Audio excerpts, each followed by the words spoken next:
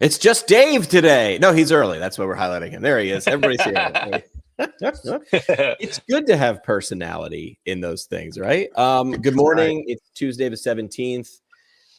We want to kick it off. I do like when we can close loops, when we talk about something and that it doesn't disappear, right? Previously on PT Breakfast Club, Dave was talking about a golden ticket idea. And I remember thinking, I don't like this idea. I love this idea. Let's give a quick, previously on PT Breakfast Club, give it we call it a re-rack. Like if someone were to just join, set them up with what it was and then what happened, and then we'll give them an update. Yeah, created using ChatGPT, created this golden ticket complimentary treatment idea that expires at the end of the month, and basically listed some of our services and sort of sent it to some people that were completely cold on Instagram. Also sent it email, text to a lot of our current and previous patients and clients. And it's hilarious. The only person so far that took us up on it is a completely cold lead, completely cold person who I never spoke with, never met, no connection, no mutual connections, nothing. Because this person was commenting on a surgeon's Instagram page about some other topic around her ACL tear. I saw that comment, and then I went to her profile, liked a couple things, maybe commented or something. She commented back. Long story short, then I DM'd her the golden ticket, the little digital thing, and I was like, "Hey, you're obviously putting out content around your ACL tear, and if you're interested, here's one free treatment. It expires at the end of the month. It could be a house call. It could be also at our Midtown Manhattan office on West 57th Street." And she's like, "Yeah, awesome. I'm interested." And so I've been trying to coordinate my other therapist, Porus Mehta, to do this, and I was going to record everything because I don't want patients hooked on me because I'm not in patient care. And so it didn't work out with scheduling, and I was like, screw it, I'm just going to do it myself.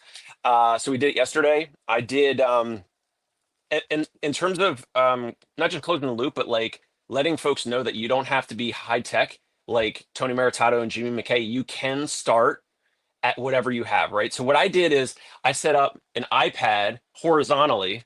Good. And I recorded 50 minutes of the interaction, which I guess I'm going to just post to a new YouTube account, which I am now on the hook of starting because I've said it, for Concierge Pain Relief, my practice. So that was running in the background on a desk.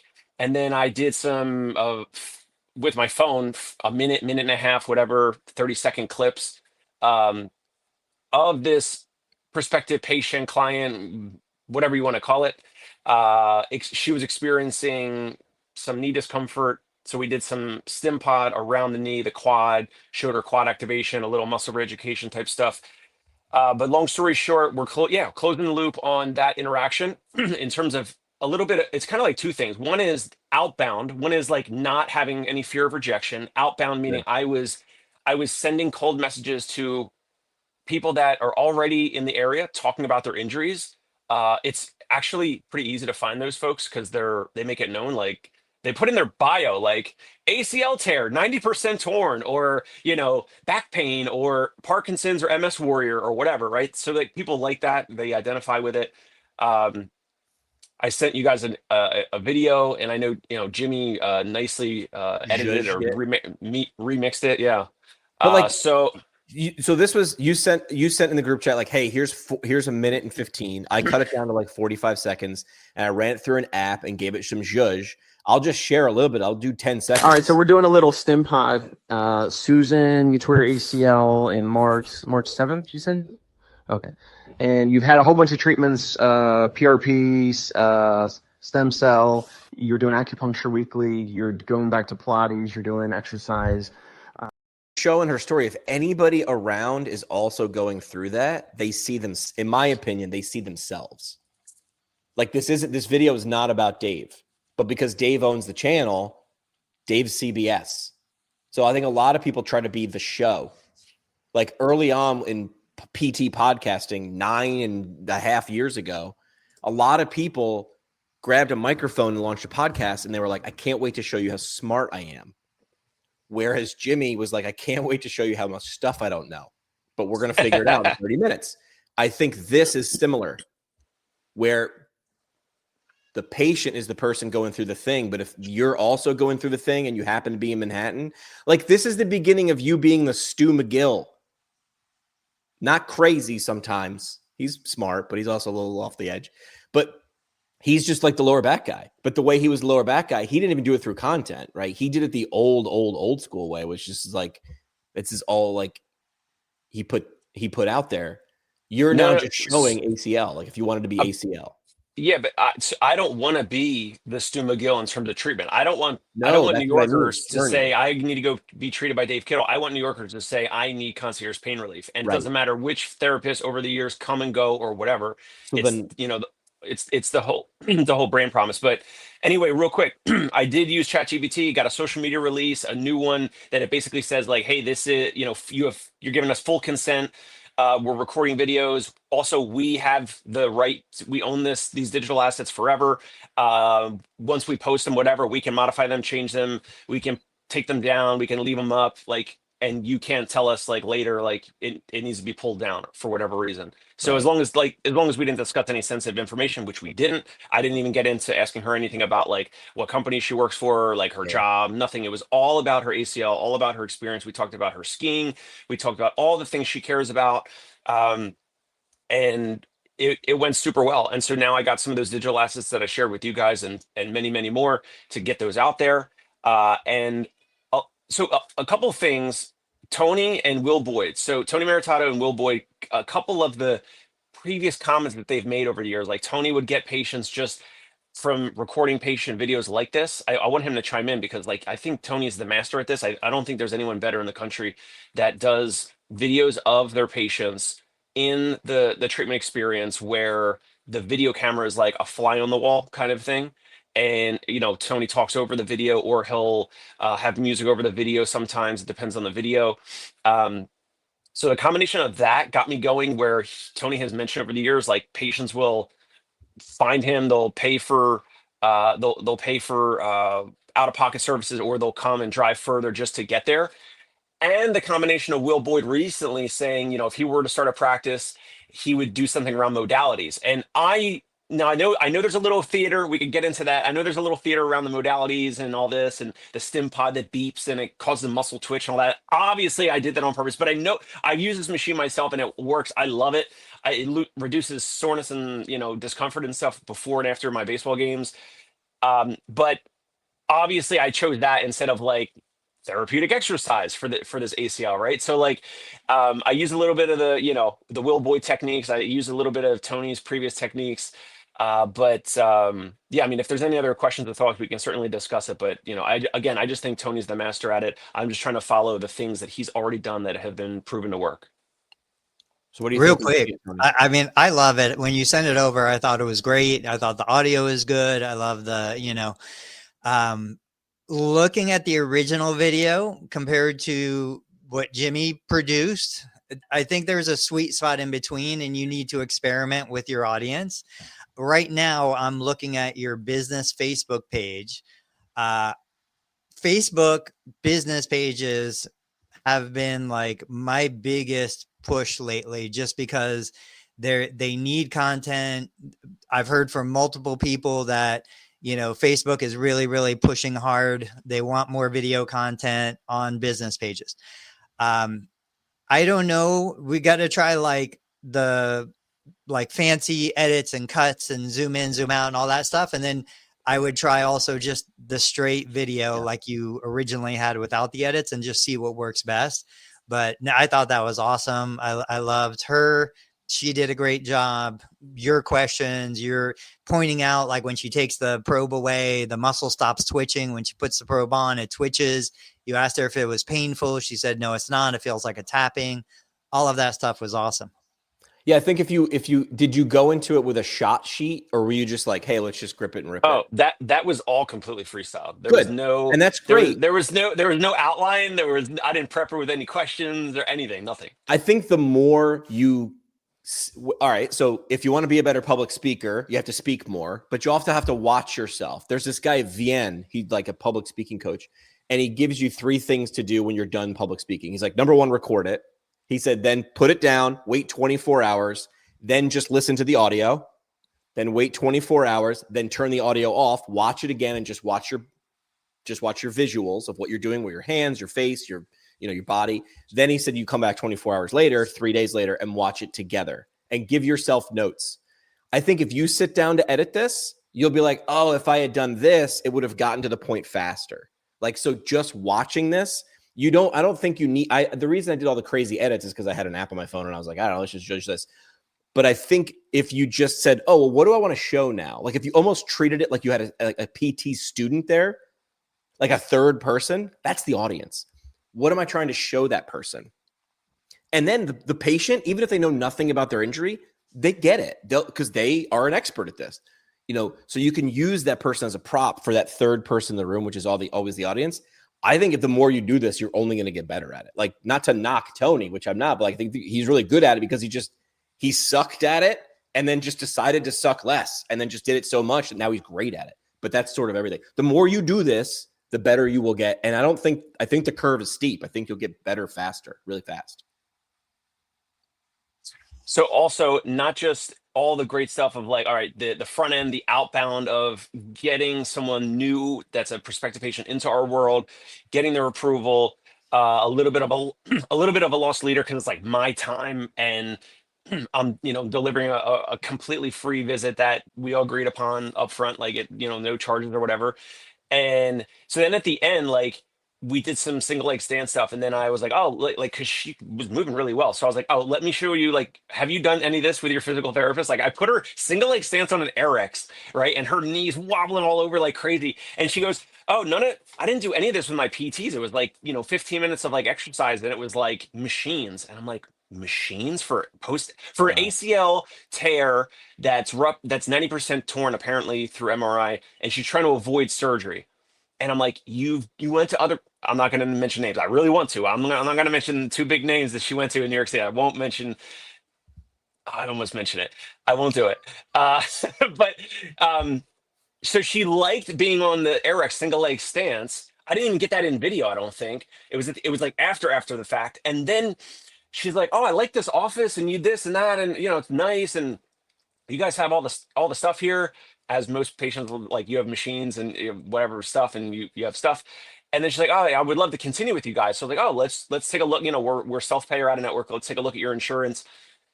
She already hit her deductible. She had great out of network insurance. It pays very, very well. Her copay is very, very low.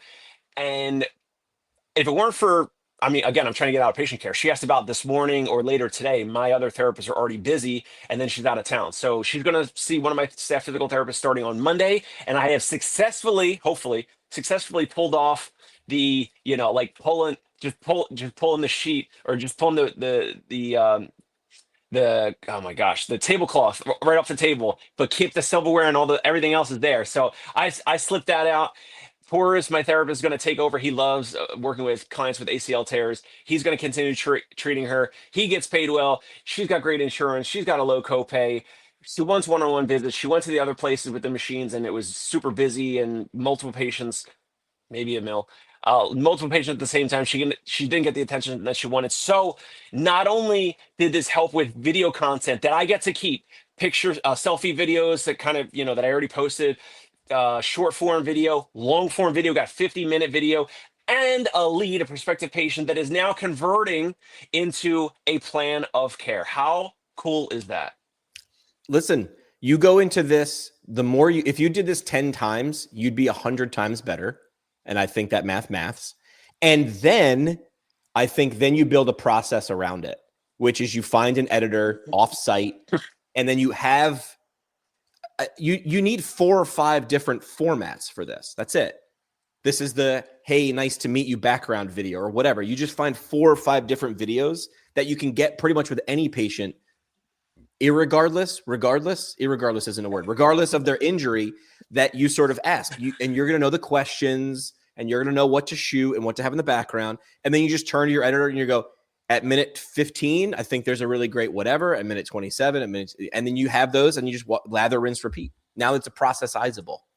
Well, The so thing, Tony, I was just going to ask Tony, like, what have you learned? Like, because I don't think you go back and record game tape. Like, I think you just like record stuff. You just have some understanding of patients in the physical therapy world. Like, you just record clips, you post it, and I don't know. It seems like it's just volume for you, but you've been doing it for so long. I'm sure it just feels like breathing and talking for you at this point.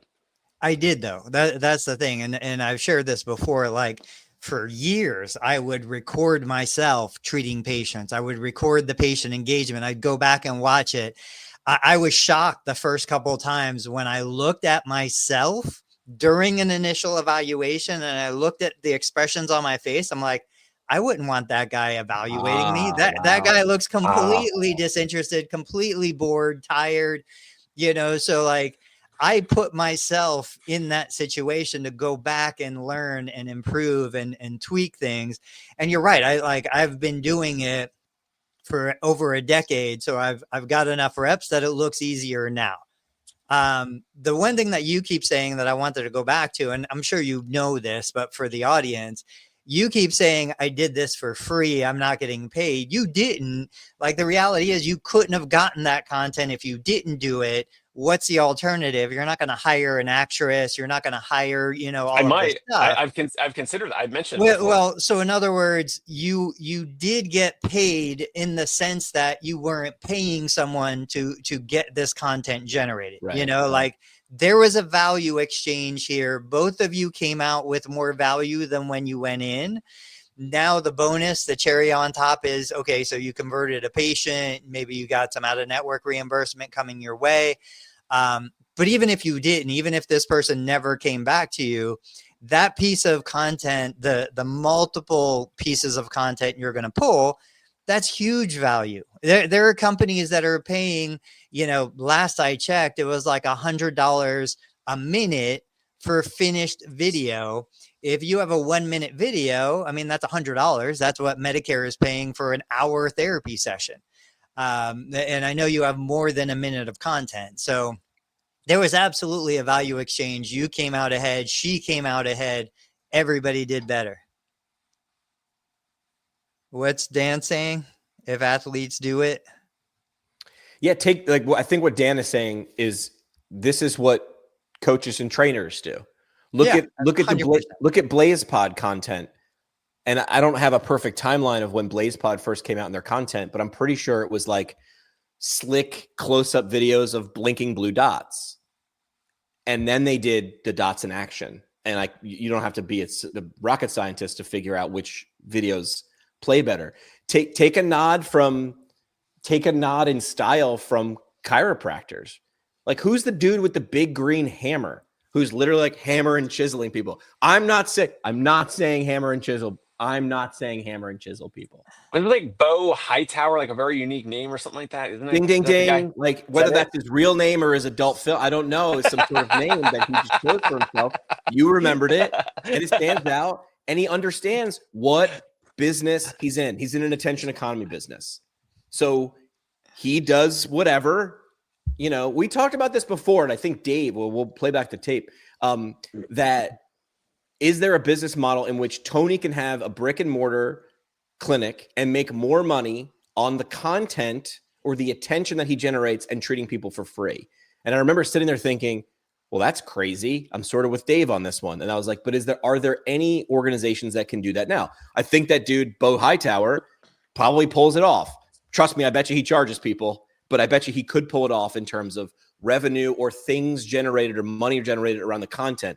Judge Judy, though, and I'm pretty sure most people know this, but for the people that don't, if you go on these courtroom drama shows in the daytime, they 100%, if I'm suing Dave for, whatever, stealing my toaster, we agree to sign away our rights. We can go on that TV show. And then if the judge finds it guilty and Jimmy gets his $1,000 toaster, Dave doesn't pay, the show does. Because they're like, they're in a we need to fill 12-minute problem. I need a new toaster problem. Although there is the guy, do you see the guy who creates fake Facebook pages? He's a comedian. He'll create the Facebook page for City of Los Angeles, and he'll comment as the City of Los Angeles. It's hysterical. But he actually has old videos of him and his friends going on these courtroom shows, because I'm sure the producer of the courtroom show is like, I don't care if this is real. I need to fill 8 minutes. Can you fill 8 minutes? You look interesting. This is a good story. Will you keep it up for the cameras? But that's a model that they trade attention for the service and a little bit of money. I was just watching that guy yesterday. I remember the story where he shared that he and his friends would create fake disputes and then go on Judge Judy and all those shows so that they could get paid. Like that was a way for them to make money. That guy's incredible. Right. Will is saying that there's a guy named Jeff Cavalier. Yeah, that's Athlete X. I don't know who that is. I've never heard of this guy. I'm looking him up right now. If that's Athlean X, Athlean I've researched him, his whole business model. I have no idea what kind of money he makes, but it's got to be 7 figures between what he's got on YouTube, what he's got with a paid membership. I think they have supplements and some other things also.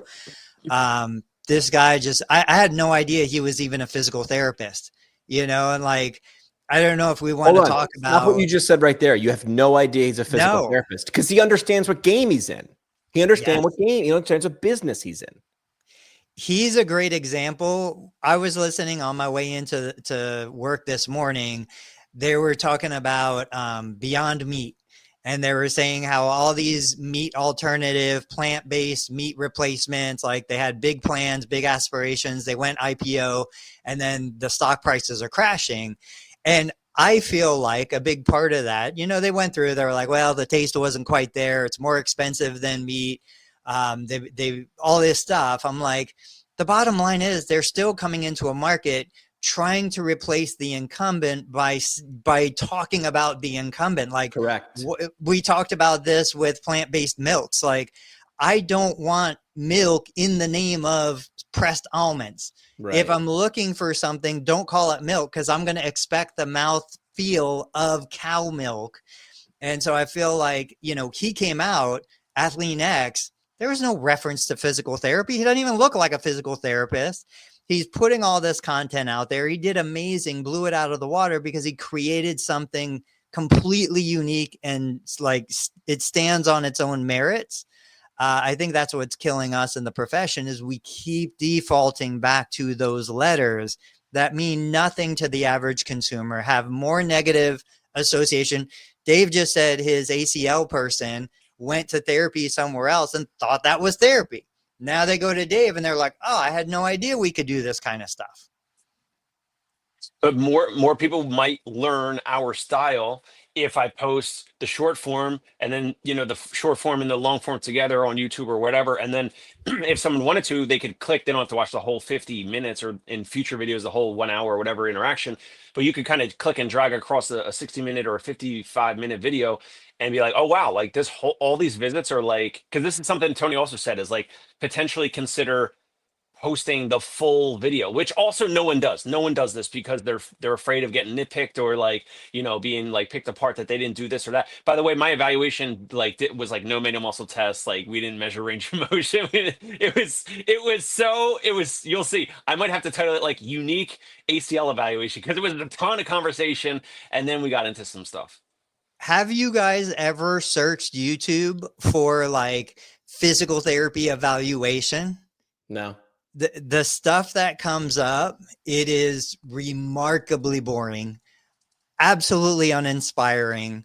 Like I watch it and I'm like, is this what we're putting out to the public? And it reminds me of going back to PT school, and it's got this fake patient who, the therapist is asking all these questions, going through all these special tests, doing all of this stuff that repeatedly research has said is completely useless. Like special tests aren't so special.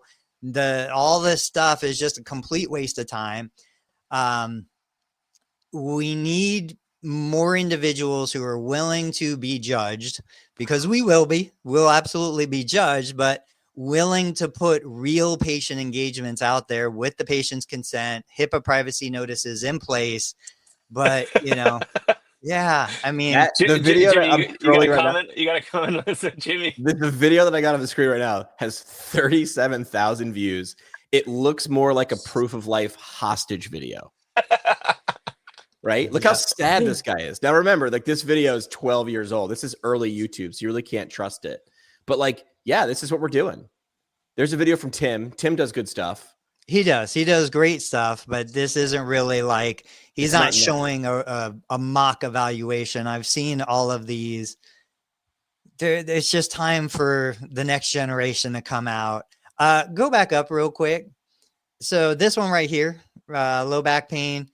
You know, I mean, it's reasonable. Like I would never say anything negative about what he does. If you open the textbook and follow along, he's doing what people learn to do in physical therapy school. But this is not like the patient care experience that we want. You know, you look at the guy, like that guy doesn't resonate. I haven't had a guy like that in my clinic in 20 years. Right. So, and when they do come in, I'm like, you know what? You're fine. No red flags. Go back to work now. Lift again. Hold on a second. So this is a good, we didn't script this beta test. I can't game YouTube. I just typed in YouTube physical therapy evaluation. This one, hold on.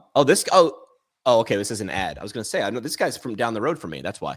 So, hey, great job, Justin Feldman. Hey, retargeting. Nice retargeting. Justin Feldman, way to go. Yeah, these are all classroom. How come though? Oh, Total Therapy Solutions, first page of YouTube. There you go. Tony. This looks like the very first one. 102,000 views for this one. This looks like the very first video I've seen in the scroll if I type in physical therapy evaluation, which looks more like what Gary Vee said 10 years ago, document, don't create. The first 32 were create. Now, some of them are old YouTube, and like friends that like know YouTube will tell me like, you got to look at the date.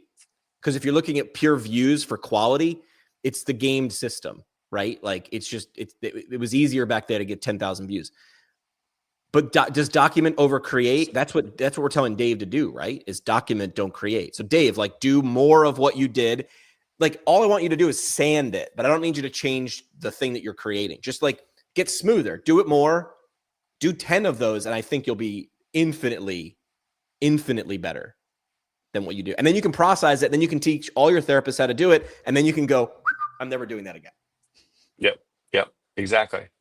And real quick, I want to mention Will Boyd made a comment about the hair. I don't know how these guys do it. Like what hair? Okay, I've got the official razor, right? I've been waiting for the razor. I got the razor. Oh, your facial hair? What are we talking about? Yeah, facial hair, the beard. now the reason why I haven't shaved yet is because I need to set up, like I need to clean my bathroom so I can do an Amazon affiliate video on the new razor. But seriously, I told my PTA who has a full beard, I'm like, how in the world? I feel like I have spikes, needles. Like you remember, there was the movie, it was a horror movie with the guy that had needles all over his face. Hellraiser. Yeah. Yeah. I feel like that guy all the time, constantly. I don't know how people do beards. It's worse down here. Yeah. I get it here. Like literally, it's just, it's horrible. For no shave hopefully by Thursday it'll be gone. I'll be 20 years younger again. My kids told me, they're like, Dad, you look so old. Your beard is so white. I was like, that's all right, because when I shave it, everybody's gonna like, oh my gosh, you look so young. For No Shave November, I just donate the money. I'm like, I can't do it. It hurts. It's too itchy. I agree, especially down here. Too itchy. All right. So last thing for Dave, we just need 100 more now. You know, I was listening to the guy, I can't remember his name. He does like Alex Hormozy and all the big names. Is like, these guys are putting out 300-400 pieces of content a week. I can do 3 a day. 3-4 a day is like my upper limit, but we just need a lot more content out of Dave. Yeah, I need to, like Jimmy said, is like making a process, but then eventually it's going to be like hiring a videographer and a separate person who's an editor, and then the videographer follows a therapist around, and then we have to continue on the front end to get, to do the outbound, the cold outbound, and the cold, like not the cold, the emails and text messages to our current or previous clients, asking them for referrals, And then some of these people are gonna say like, well, I don't want to be on video. Like I want to visit with you guys, but I don't want to be on video. Great. Okay, Pay fine, me. fine. So yeah, then it's the full rate. Great. Or you could kind of try what we're about, and we can convert people like that. But yeah, Tony, I'm on it. I'm trying to think of a play and I can't think right now. Ass, gas, or grass. Nobody rides for free, right? Like, so you can pay, you can be on camera, but nobody rides for free. And none of it is not paying, right? The girl that you did the video with paid you. Arguably, you got more than you gave on that one. So I did a story on Concierge Pain Relief's account on Instagram. She reposted the story to her account. Then I took the selfie of her and I put it as a post on Concierge Pain Relief, the account. And then I did the co-creator or tagging them to be collaborator. Thank you. Collaborator. I added her, who knows, whatever. She accepted it. Right now she's got 2,500. Why? But enough, like local interest, 2,500 followers. And she accepted that to be a collaborator. Now it's on her profile. It's just a selfie of her and I. Why wouldn't she? This whole conversation started by her account is dedicated to her journey. You're CBS who just shined a light on her journey. Of course she's going to agree. Bo is saying, can you share more of the non-op ACL story, Susan? Maybe Bo's just joining late. We did that. That's Susan, right? This is who we're talking about? Yep. Oh, rewind, then catch up. Previously on an episode of PT Breakfast Club. Bo, if you're late, I'll post this. I told Tony and Jimmy I got to create a Concierge Pain Relief YouTube account. Nate, if you're listening, my pocket editor, Nate, create me a new YouTube account. So I don't have to do it. So put it on my bill. You got my card. This also reminds me, before we move on to topics, let's go to AI next and how Tony thinks it's going to automate all the boring stuff, which should get people excited. The last thing I'll say is what Dave is doing a proven model? Yes, it's also a proven model before the interwebs and social media. This is how Walmart gained traction. They didn't go to New York and LA and big cities. They went to middle America, and then they didn't just plop into town. They won over the town. Like, they literally were like that TV show, The Americans. They were like the spies. They found the former football coach and hired him. They found the town mayor's son. They found the star football player and they hired them. They literally created the cool lunch table, and it was cool by proxy. You're doing that because Instagram is now the town square, and you're taking people that other people know, like, and trust, and you're saying, well, this person thinks that person is cool. So then that person's little Venn diagram, no matter how small or large, you've infiltrated know, like, and trust crazy fast, though. Walmart did this. Can we spend just like 30 seconds? Can you just screen share that post, the one on either my account or her account? Because there's someone who liked the post that I think the audience will care about. Just in terms of the downstream effects of this. Is this yours, Dave Kittle? No, Concierge Pain Relief. Got it. Or Susan's account, either way, because she approved it as a collaborator. But just look, once you share it, just click on that post and then click on like whoever hearted it or liked it or whatever. Oh, I love the fact that you just call it hearted it. Isn't that what the kids call it, Tony? Tony, isn't that what the kids call it? That's what I say, yeah. Hearted it. All right, where am I going? Clearly, we're a representation of the younger generation. This one right here? So go to that first post. Now click on her name as like the Coke collaborator or whatever it's called. Or the likes. Okay, so on the likes, I can't see because I'm on my phone here. But one of the likes is at Leon Popovitz, MD. And he is the co-founder of New York Bone and Joint. He's a board-certified orthopedic surgeon. He liked that post. I've never spoken with him ever. So now I can cold message him or send him a letter and be like, hey, like, and he's putting out YouTube content as well. He is the physician orthopedic surgeon version of Tony Maritato right now. He also is in New York City or New York area. I don't know where in New York, but probably nearby. So then he could be a potential referral source, and I could potentially get referrals from this surgeon, potentially from the outbound up front of sending Susan the golden ticket idea, which was free. I made that for free, did the visit, all that. Like, it's just amazing. This is a good observation, and here's why I think you should strike with Leon right now, and why I think he is primed to jump on this with you. A lot of Low people follower count is what you're going to say? screw follower count. He's got 29. Doesn't matter. Why does he only have 29 follows and 61 posts? A lot of people will zoom into this and look at views. I'm looking at this. He did this 17 hours ago, but of his videos, these are all recent. Dude is just getting into the game. He started in April, so he just bought in. He's just getting going. You're coming along going, I'll jump in on this with you. And all he hears is, you're going to help me do the thing I want to do and I value. So like he has just reached the tipping point, and we don't know the backstory with Leon, right? Maybe he's just been, maybe whoever it was in his office doing this to him 100 times. Finally, he's like, fine, buy a camera. I don't know what to do, but you're in charge of this. Now he clicks like. This is like the perfect storm now. But this sort of accidental bumpability only happens when you make stuff. This doesn't happen inbound. This happens when you make stuff. So they have 4 locations. They have their own PT apparently. So that's it doesn't matter. Bummer. Doesn't matter. It doesn't matter. Great. Go into this relationship expecting nothing. Right. Nothing except we're both going to win. So we go down the Jeremy Sutton, Mike Chua, Tony Maritato, like you reach out, you cold message, hey, I found your profile. I love what you're doing. I've got my own, account and channel. I'd love to get you on for an interview. Just 10, 15 minutes of your time. This is what we'll talk about. I would approach that. I don't think it matters. I think it's better that he has his own PT, because that tells you, hey, this guy values PT. He sees that there's a benefit to it. If he has his own PT, they're probably full anyway. So there's going to be overflow. Right. They're probably not going out and doing mobile. They might not even be cash based, so there's plenty of opportunity within that. Yeah. And to Jimmy's point, this doesn't happen if you don't put stuff out there. Now, I know there are a lot of people who put stuff out there that don't get a ton of views. I mean, for you, Dave, like how many views did that post get? I'm curious. I don't know, Jimmy, you got it handy? Yeah, I'm going backwards. Hang on. I'm too deep. Probably low, 100, maybe less. The which one? We only did a selfie post so far. I didn't do a video. So the one that doctor liked. Yeah, that one got 20 likes, 21.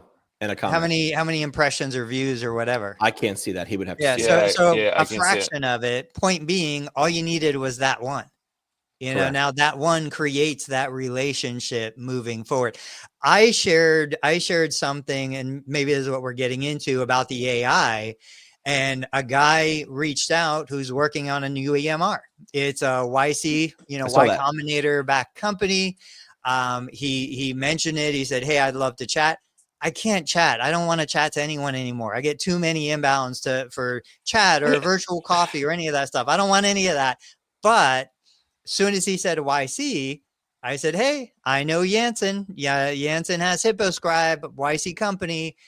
I'll talk to, and so that was one of 2 comments on a very low reach LinkedIn post, but that could be a great connection for me. Yeah, we think everybody's paying so much attention to us and they can't wait to tear us apart. Turns out they're actually all paid attention to what people are thinking about them. And when we finally realize that no one is actually thinking about you, unless you make me laugh or happy or smarter, that's the only way that people will pay attention. That's it. There's the magic thing. So in terms of the AI stuff, like Tony posted that I screenshot and sent to you guys, the one you were talking about, you're obsessed with the AI scribes and workflows, Tony. Yeah.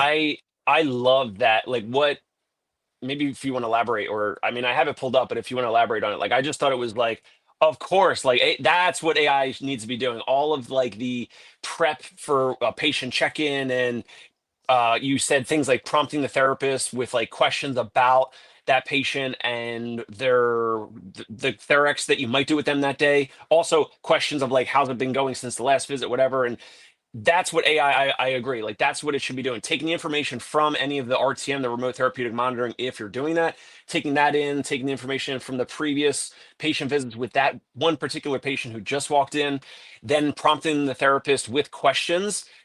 because therapists like we're spinning a million plates, like our minds are bouncing all over the clinic walls, and then this patient walks in and we're like, hey, how you feeling, or what's your pain scale, 0 to 10, or like how are you feeling since last visit, or whatever.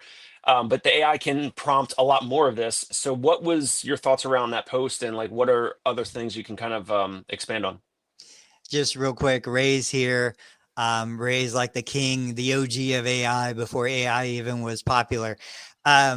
So, I think this is where you see a clinician's brain coming out to solve a problem that isn't just about patient care. And I think we all love creating. We're all creators at heart anyway. Back in the day, I had started that post saying like, I saw a problem, right? A patient would come in, the way our clinic was set up, the front desk wasn't facing the front door. So patients would come in and they wouldn't be greeted.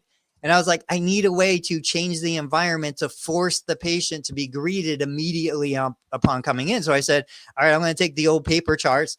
I'm going to put them in front on the side where the door comes in. You open the door, the receptionist turns and looks, and immediately the chart's here, the patient's here, and you're like, oh, Mrs. Jones, so great to see you, because the chart was there. You could see the name of the person walking in. So you create the environment to produce the outcome that you want, and I've always loved that idea. So with AI, I'm like talking to my PTA this morning, and I said, look, here's the problem with an EMR. Every EMR, it's not any single one. All of the information is trapped in the EMR, right? Like stuff from the evaluation isn't on the screen for the treatment note. I have to literally open the EMR, open the treatment note, go back and look. Therapists can't function like that. So I said, AI is smart enough to process all of that information. I'm like, it should be a back and forth between me and AI. AI should say, hey, this is treatment number 7. Your goal number 7 is this. We're going to make the treatment focus for today this. What do you think? Yeah, I think that's great. Let's do that.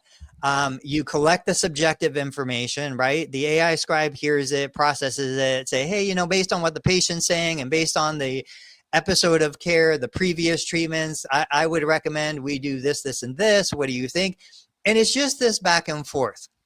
And if you forget a piece of information, or the patient's like, oh man, it's killing me here, AI can't see that. So AI would say, what is the part of the body that's increasing in pain? Or what was the patient referencing when they said this? Because AI hears what they're saying. They just can't see what it's saying yet. So all of this back to, it is not taking away your professional skills, your assessment, your judgment, your synthesis of information, but it's just making sure the little leaks in the system are plugged. Oh, I forgot to get this, or I didn't remember to get that, or I that's the stuff that it's taking care of. And it's putting it in the context of the entire episode of care. When I see a patient on the 7th visit, I'm probably not realistically going to have the time to go back and look at the previous 6 treatment notes. I'm just focused on today, but that's what AI can do better than any human ever will. So it was that kind of stuff, but really focused on not taking away your professional autonomy, making it better. Whenever I have a question or think about how the future is going to be, I just go to 13-year-old Jimmy McKay watching an episode of Star Trek: The Next Generation. Like, that's where we're going. We're going to Jarvis in Tony Stark's helmet. So it's like, it's the yes and. Like, can you ask or interact with this and it has access to lots of information? The answer is yes. I think the people who, again, like, show me a time in history when someone embraced the newest technology. Maybe not the specific. I'm not talking about, well, the Zune didn't really last, right? Yeah, the Microsoft Zune wasn't the next MP3 player, but we knew it was going in that direction. Have we ever embraced something like that and it didn't benefit the people who jumped in early enough to adopt the concept, the what, not the how? And I think the answer is always yes. I think Alexa, the home, whatever you want to call Alexa, I think that was a flop. Yeah. In terms of, like, I don't know how many they sold, but Amazon sold probably millions. I don't know if we want to look it up, but hold on a second. But think about it like this. If I had come to you 10 years ago and said, do you mind if I put a microphone in your living room or your kitchen? Do you know how many times I've just blindly reordered coffee pods because it was like, hey, by the way? So like, you might look at it as a flop, but you don't know what their goal was. Because I use them as speakers. To me, they're $20 speakers, and I hook them all up, and then I go to my iPhone, and then I can play music in the entire house. That would cost me $5,000 to wire my house. So to me, I'm net positive. Look, I keep getting ads on the one I have one with the TV screen, like the LED screen. I get ads. They put ads. I mean, that is unbelievable. Well, not an ad. Hold on, not an ad. It's like, Jimmy, a preview. Well, no. What I mean is like, hey, based on the timing of you ordering coffee pods. And when I first saw it, I was like, oh, you're just going to sell me coffee pods.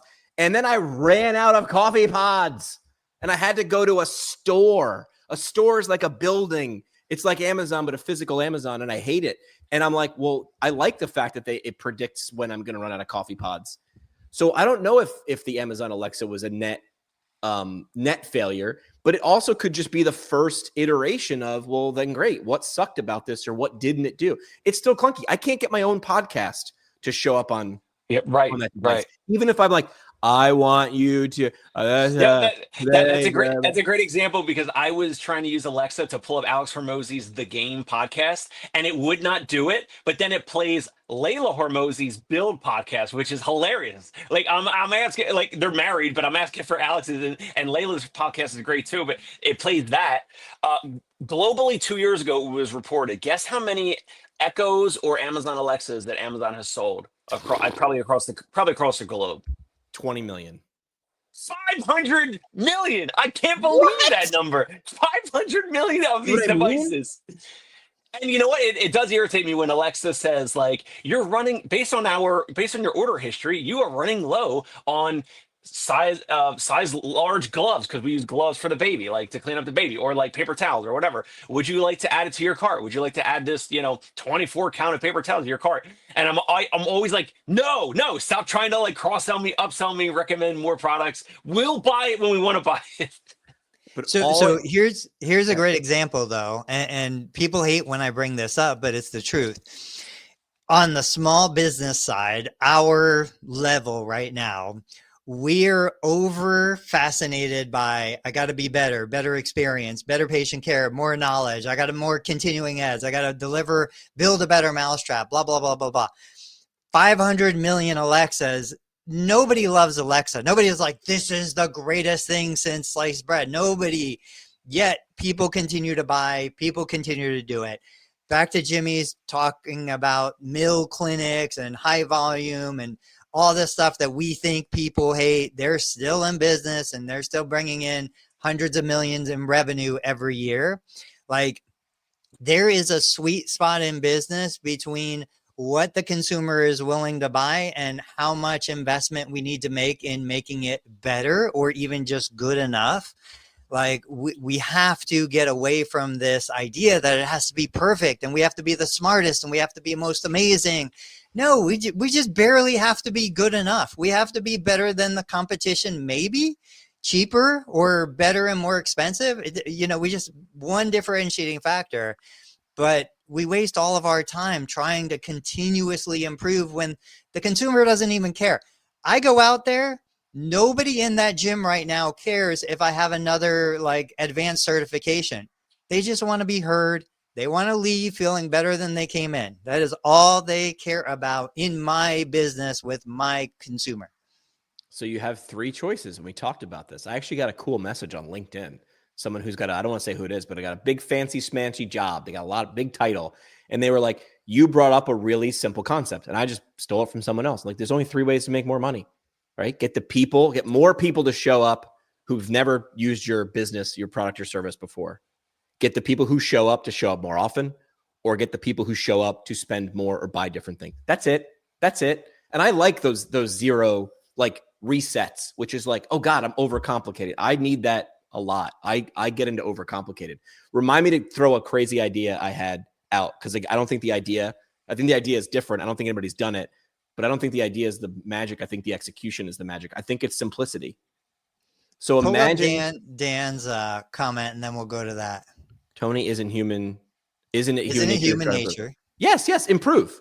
100%. So why are people climbing mountains, right? Because they want to feel good about themselves. And if I can acknowledge okay, I'm investing in more education. I'm investing in more technology. I'm investing in all of this because it's important to me. Awesome. Like, pat you on the back. That is amazing. I am so proud of you. But don't do that and complain that you're also not making enough money and all of the other stuff and all of the other things. You know, don't be the victim. Don't be like, this is where I start to get conflicted.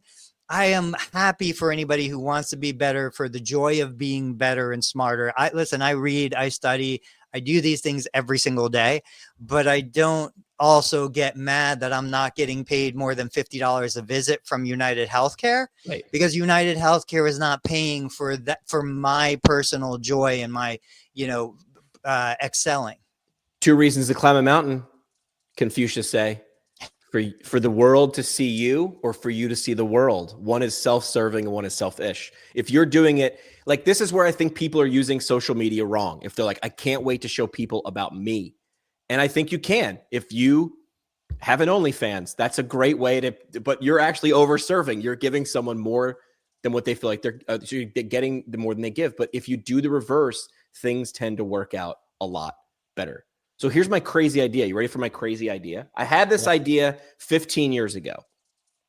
I was working with a radio engineer and said, could you go into a Hollister or an Abercrombie and create Abercrombie radio, where there's a DJ booth at the Abercrombie in New York City, but you're listening in every Abercrombie in the world. And now they actually do this. It's pre-recorded. It's automated. But when I was suggesting it, it was like, we don't have the technology for that. What if you had 10 to 20 clinics, right? We're not talking about a one-off. And you could have one central control with a bunch of buttons, but there's a camera in every single one. So essentially, it's like that show. Did you ever watch that show on TV on Friday nights? It's cops, and they've got camera crews at like 6 different police stations. They're like, hang on.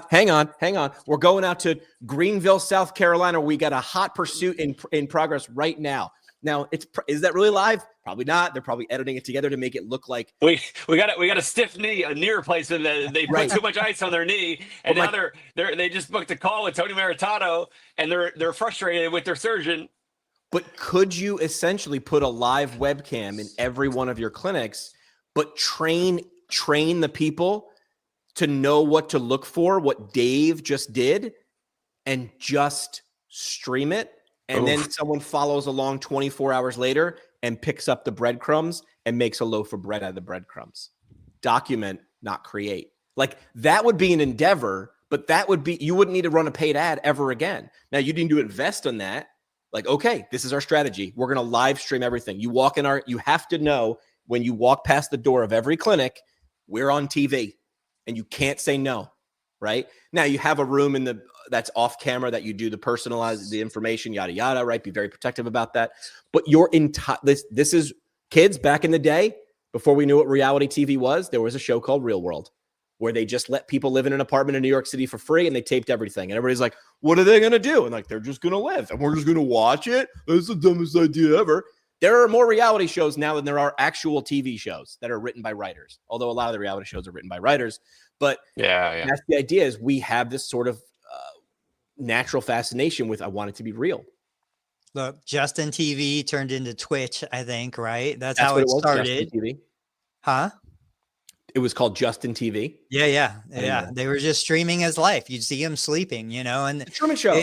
But even within us, so you mentioned Cops. I love Cops. Cops was a great show. Why are you so sweaty? Do you guys remember Cheaters?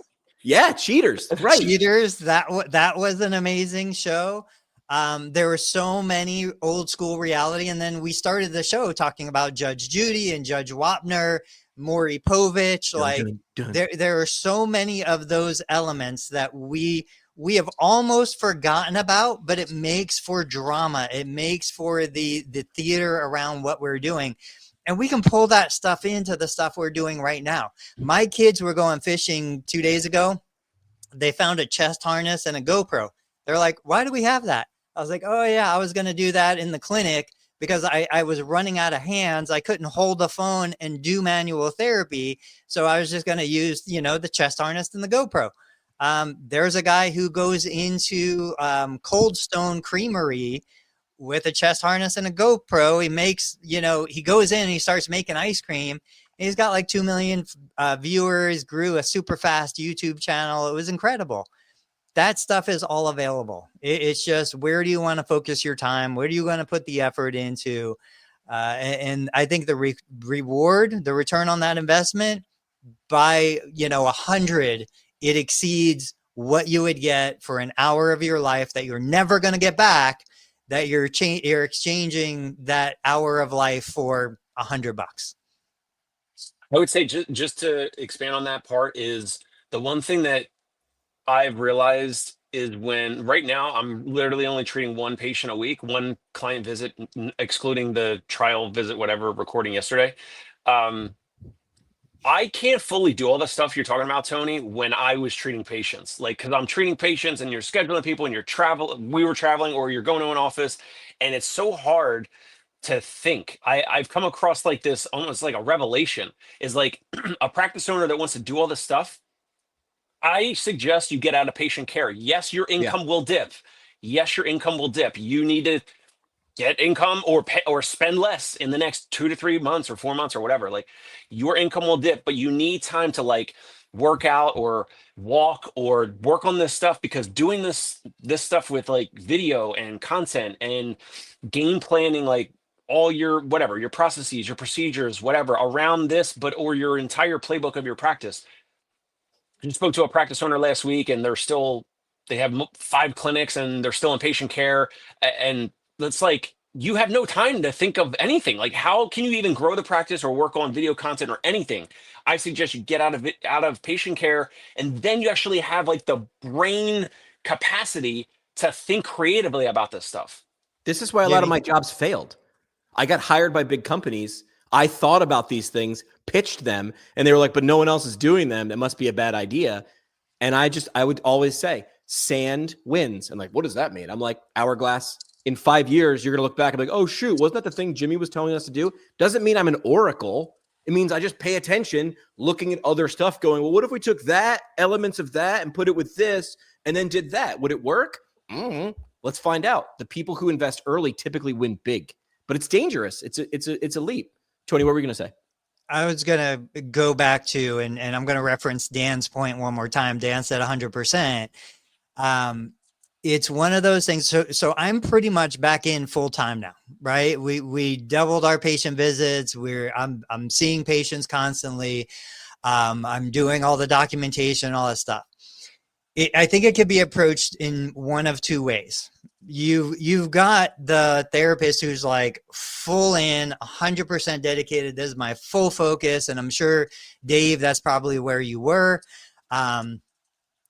You can do that, understanding the fact that you are limiting growth. You are doing this at the sacrifice of, I'm going to make less money. I'm going to have less focus. I'm going to have less time for my family.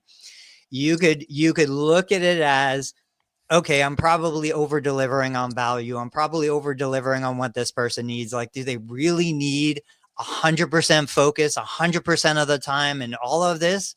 I don't think so. So if I divert 20% of my mental energy into, I'm just going to grab my phone, hit record, and then like I edit my video clips on the fly while the patient is in my clinic doing what they need to do. You can make the argument to say, I am not as good of a therapist as the therapist who's fully focused on that patient and not thinking about YouTube and Instagram and Facebook and all the other platforms. True. But does that patient get a worse experience because I am 80% present instead of 100% present? I don't think they do. I don't think they notice it. I don't think they feel it. I don't think I'm compromising to a level that's perceptible. And my judgment, the reason why I say that is because they still keep coming. They finish their plans of care. I can't even tell you how many patients come saying, my doctor tried to send me across the street. I told him, I don't want to go there. I've been there. I love you guys. I want to come back here. That's the only litmus test I have to say something is clearly working, even though I know I'm not 100% present. I know I'm not 100% there. The only 3 ways to get that, Tony, is to have someone try you. right? To physically, yeah. like to know you before they, whatever, right? So they have to have each tried you, right? Someone would have had to tell them, someone they trust already, go to Tony, not across the street. Or the third, they would have had to experienced you in some way, shape, or form. That's it. They either physically tried you and liked you, or physically tried you and didn't. Someone told them you suck, don't go there, or that guy's great, try them out, or they were there and you got in their way. That's it. Those are the three ways, right? That I can see. Am I missing a way? I think those are the three ways that someone, how else do we make decisions, right? A review of someone else, a video of that someone else shot that they see, someone told them that they know, like, and trust, a doctor, a friend, a family member, or they just got sent to you, roll the dice, and then you had a chance to win or lose. Those are the three ways. How do you increase your likelihood of doing that? Make more content. Give people a chance to sing your praises. That's the other know, like, and trust. Or give a great experience when someone's there. That's it. Focus on those three things. One more little aspect. And like I said, I'm not taking anything away from anybody. You know, you look at what's a priority for you, me as a therapist. Like, there are things that other therapists do because it's a priority for them that I don't do, that are probably good to do, that I probably should or could do. I choose not to do it. Great example. We had 2 or 3 patients come in yesterday. I didn't have their benefits verified. Now, I'm not verifying, but my people, I didn't have that information. I didn't collect at the time of service. I'm probably going to have to invoice them in the future. I'm probably going to lose a little bit of money because I didn't collect at the time of service. Okay. But the $30-40 I'm going to lose, I believe I'm going to more than make up for from the video content and the other stuff that I did instead of doing that piece, you know? So we're all going to make choices and pay a price somewhere. That was a big part on why we brought billing in-house. I'm like, if I'm paying 7% on $1 million in revenue, I could give away $70,000 a year because that's the 7% I was paying. That I could not collect 70,000 and still come out equal. I'm going to go that route instead. So we just make those choices, but it should be a conscious choice. I consciously make the choice to say, I'm not going to do things the way everyone else does it because I still think it's in the best interest of my patient. So just use AI to do your billing, save 2% and make more money.